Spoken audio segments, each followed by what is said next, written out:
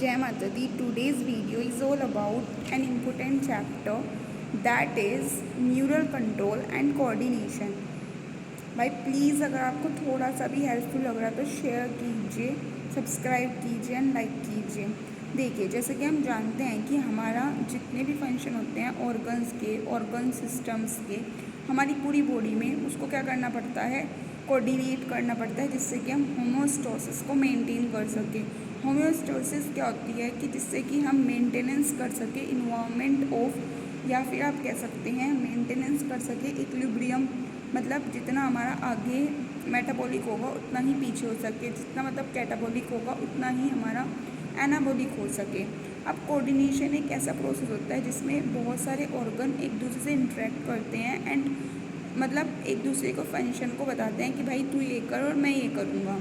अब सोचो कि अगर आप एक फ़िज़िकल एक्सरसाइज करते हो तो उस वक्त आपकी एनर्जी डिमांड बहुत ज़्यादा बढ़ जाएगी एंड इस एनर्जी डिमांड को बढ़ने के लिए हमें ऑक्सीजन की सप्लाई की इंक्रीज़ करना पड़ेगा। अब ऑक्सीजन सप्लाई जैसे इंक्रीज़ होगा तो हमारा रेस्पिरेशन भी इंक्रीज़ हो जाएगा, हमारा हार्ट बीट भी इंक्रीज़ हो जाएगी, ब्लड फ्लो वेसल्स में इंक्रीज़ हो जाएगा।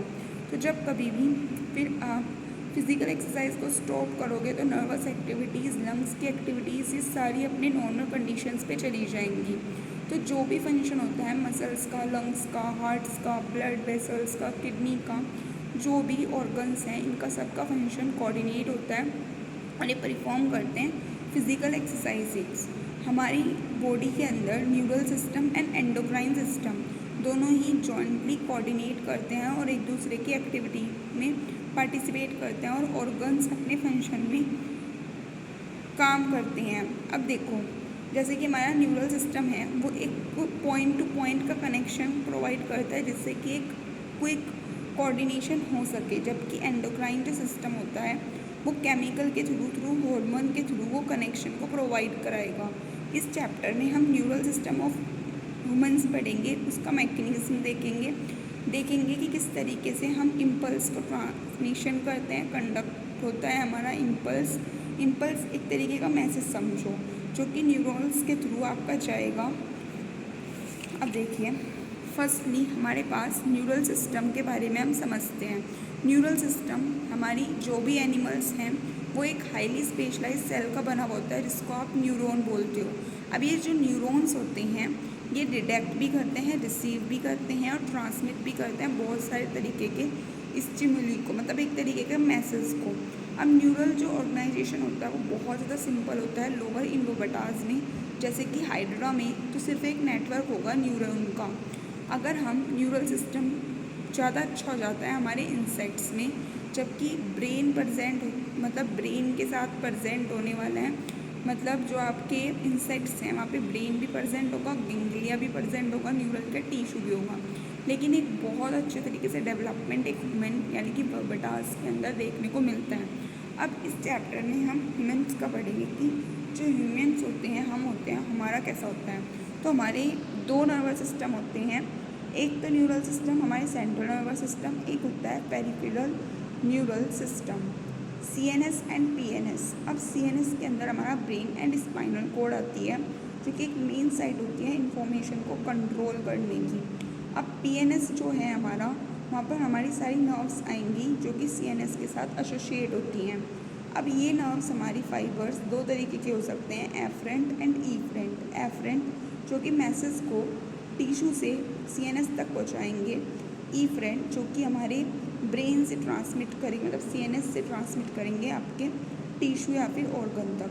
अब PNS को हम दो डिवीज़न में डिवाइड करते हैं, सोमैटिक एंड ऑटोनॉमिक। अब जो सोमैटिक होता है वो CNS से स्केलेटल मसल्स को मैसेज प्रोवाइड करता है, जबकि जो ऑटोनॉमिक होता है वो हमारे CNS से इनवॉलेंट्री ऑर्गन्स, स्मूथ मसल्स को प्रोवाइड करता है मैसेज।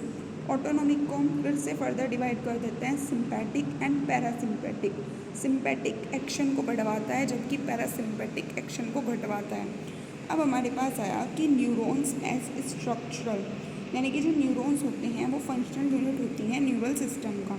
अब हम न्यूरॉन के बारे में पढ़ेंगे कि न्यूरॉन की 3 मेजर पार्ट होते हैं, एक सेल बॉडी होती है, डेंड्राइट्स होते हैं, एक्सोन होता है। बेसिकली जो सेल बॉडी होती है उसके अंदर बहुत सारे सेल के ऑर्गेनेली प्रेजेंट होंगे, कुछ बॉडीज़ होंगी, निजल ग्रेन्यूल्स प्रेजेंट होंगे। अब जब ये छोटे छोटे से फाइबर्स जो सेल बॉडी से निकलते हैं इनको हम बोलते हैं डेंड्राइट्स। अब ये जो फाइबर होते हैं सेल बॉडी के तरफ मैसेज को प्रोवाइड करेंगे, जबकि एक एक्सोन एक लंबा सा फाइबर होता है जो कि डिस्टल एंड होता है, जो कि ब्रांच्ड होता है। अब हर एक ब्रांच मतलब जो आपकी एक्सोन की है उसके अंदर क्या होगा, एक बल्ब लाइक स्ट्रक्चर होगा जिसको तुम सिनेप्टिक नोब बोलोगे।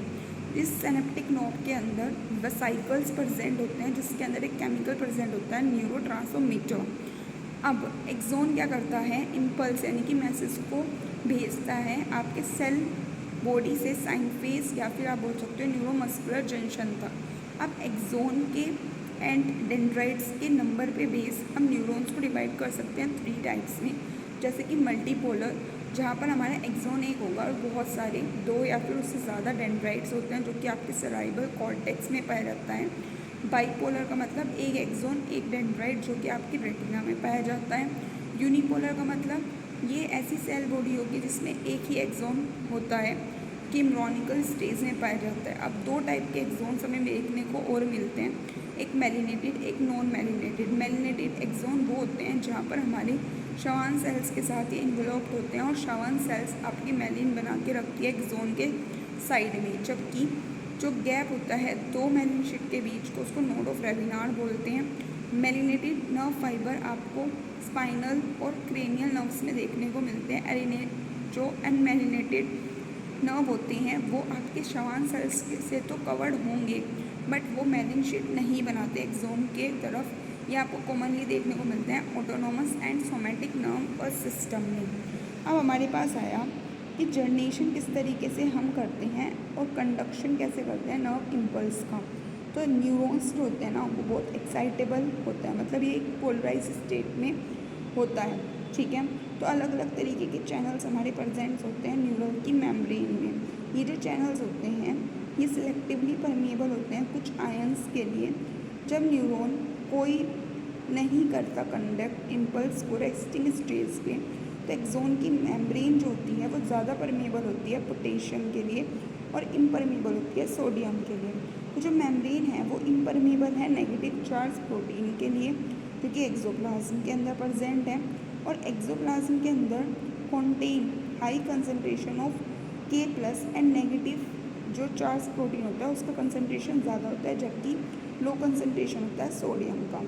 लेकिन फ्लूइड जो कि हमारे एक्सोन के बाहर होता है वहाँ पर कंसनट्रेशन पोटेशियम का कम होता है और सोडियम का कंसनट्रेशन ज़्यादा होता है, जिस वजह से एक कंसनट्रेशन ग्रेडियंट यहाँ पे बन जाता है।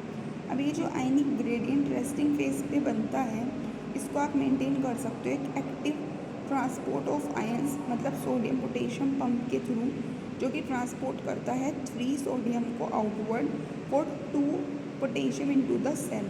एज अ रिज़ल्ट इसकी वजह से क्या होता है, हमारे पास आउटर जो सरफेस होती है एक्सोनल मेम्ब्रेन वो एक पॉजिटिव चार्ज लेके रखती है रेस्टिंग पे, और जो इनसाइडर है वो नेगेटिव। तो नेगेटिव पॉजिटिव होने की वजह से एक पोलराइज्ड स्टेट में ये रहते हैं, मतलब रेस्टिंग स्टेज में। जो electrical potential resting plasma membrane का होता है उसको रेस्टिंग पोटेंशियल बोलते हैं। लेकिन जब हमें कंडक्ट करना होगा एक नर्व का इम्पल्स यानी कि एक्शन हमें लेना होगा, तब एक स्टिमुलस आएगा किसी भी साइट पे, ठीक है, पोलराइज मेम्ब्रेन के। उस पोलराइज मेम्ब्रेन की साइट पे क्या होगा कि सोडियम परमिएबल वो फ्रीली परमिएबल हो जाएगा सोडियम के लिए।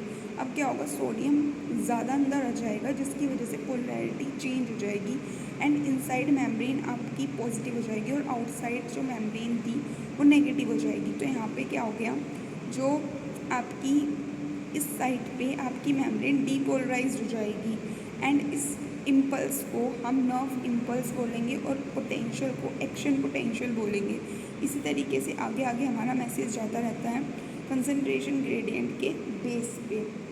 कंसंट्रेशन ग्रेडियंट के बेस पे ये सब आगे आगे चलता रहता है और ये इम्पल्स हमारा मूव आउट करता रहता है। अब हमारे पास आता है कि ट्रांसमिशन ऑफ इम्पल्स कैसे किया जाए।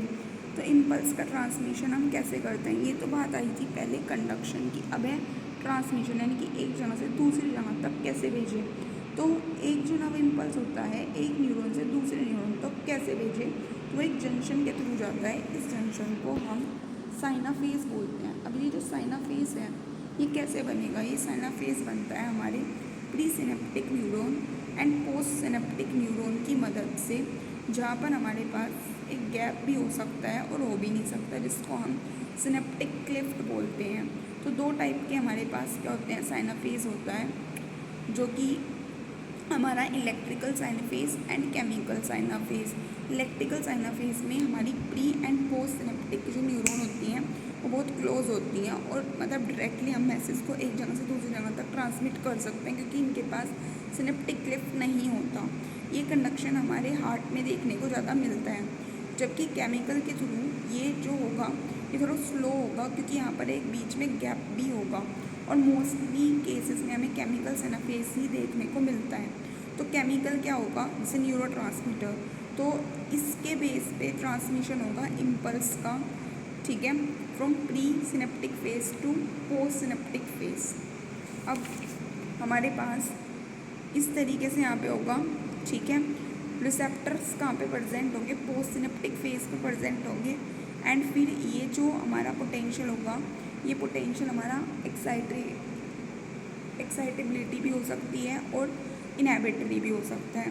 अब CNS मतलब सेंट्रल नर्वस सिस्टम के बारे में थोड़ा सा पढ़ें तो आपको पता ही होगा कि ब्रेन हमारा एक सेंट्रल इंफॉर्मेशन प्रोसेसिंग ऑर्गन होता है पूरी बॉडी का। कमांड कंट्रोल हर चीज़ करना हमारे ब्रेन के हाथ में ही है।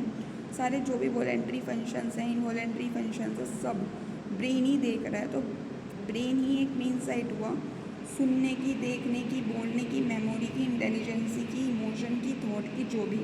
अब ये जो ब्रेन है इसको खोपड़ी के द्वारा इसको हम प्रोटेक्ट करते हैं। अब इस खोपड़ी के अंदर भी ये बहुत सारी मेलाइन से कवर होता है, मेम्ब्रेन से।